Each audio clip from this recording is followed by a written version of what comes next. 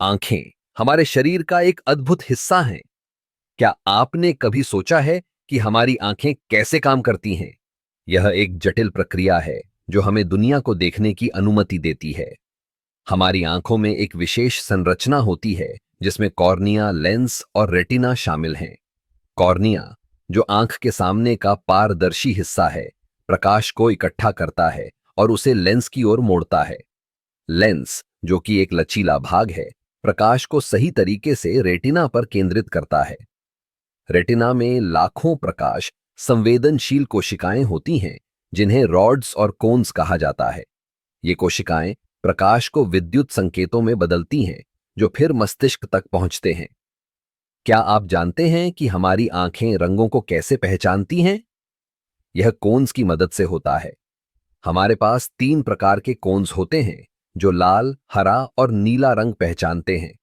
जब ये तीनों रंग मिलते हैं तो हम विभिन्न रंगों का अनुभव करते हैं।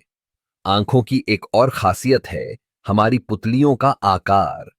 जब हम अंधेरे में होते हैं तो पुतलियां फैल जाती हैं ताकि अधिक प्रकाश अंदर आ सके। वहीं जब हम उजाले में होते हैं तो पुतलियां सिकुड़ जाती हैं। यह एक स्वाभाविक प्रतिक्रिया है जो हमारी आंखों को सुरक्षित रखती है। आंखों की देखभाल भी बहुत जरूरी है। आजकल की डिजिटल दुनिया में हम घंटों तक स्क्रीन के सामने बैठते हैं। इससे हमारी आंखों पर दबाव पड़ता है। आंखों की थकान से बचने के लिए हर 20 मिनट में 20 सेकंड के लिए 20 फीट दूर देखने की सलाह दी जाती है। क्या आपने कभी सोचा है कि आंखों का रंग क्यों अलग-अलग होता है?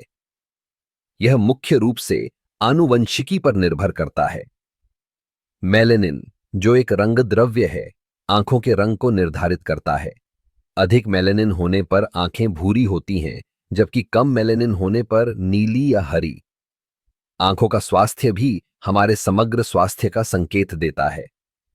कई बीमारियों जैसे डायबिटीज और हाई ब्लड प्रेशर के लक्षण आंखों में दिखाई दे सकते हैं। इसलिए नियमित आंखों की जांच कराना महत्वपूर्ण है। आखिरकार, आंखें केवल देखने का साधन नहीं हैं, बल्कि वे हमारी भावनाओं का भी आईना हैं। एक मुस्कान, एक आंसू या एक गहरी सोच, सब कुछ हमारी आंखों के माध्यम से व्यक्त होता है। आंखें सच में आत्मा का दरवाजा हैं। इसलिए अपनी आंखों की देखभाल करें और इस अद्भुत अंग की खूबसूरती को समझें। आंखों के बिना दुनिया कितनी अधूरी होती।